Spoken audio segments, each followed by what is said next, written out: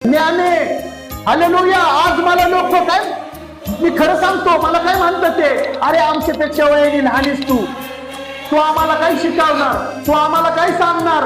तुम्हाला सांगू, निकोदेमस जो 70 वर्षाचा होता, पण येशू जेव्हा 30 वर्षाचा होता ना, येशूला जाऊन भेटतो ना, तेव्हा येशू आत्म्याने मोठा असतो। हालेलुया। निकोदेमस त्याच्या पुढे येऊन पाया पडून झुकतो आणि म्हणतो, हे गुरुजी माझा स्वीकार करा।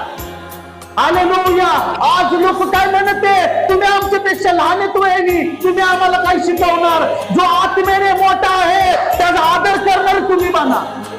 हालेलुया। त्याचा आदर करा। जर तुम्ही आदर कराल तर तो जो म्हणतो उठून, जर ह्याने माझ्या देवाच्या सेवकाचा माझा आदर केलेला आहे तर त्यांनी स्वर्गाचा आदर केलेला आहे। हालेलुया। तुम्ही आदर करणारे म्हणा, आदर करणारे म्हणा। त्या काळातले जे याजक होते, येशूला म्हणायचे, हा आपल्यापेक्षा वयाने मोठा आहे, हा पण आपल्याला सांगणारा। पण एक होता त्यांच्यातला हुशार, निकोदेमस, जो 70 वर्षाचा होता, पण येशूला बघितल्यानंतर तो झुकतो। मी असं म्हणत नाही तुम्ही माझ्या पुढे झुका, नाही, आपण सगळे देवाच्या नजरेत समान आहेत। पण जो सांगतो त्याचा आदर करा।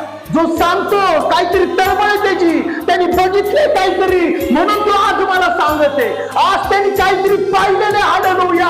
जेव्हा देवाचा सेवक एकांतामध्ये जातो, परमेश्वर त्याला काहीतरी दाखवतो आणि तो वचनाद्वारे लोकांशी बोलतो। तो असंच हवेत गोळ्यात मारत नाही देवाचा सेवक। हालेलुया।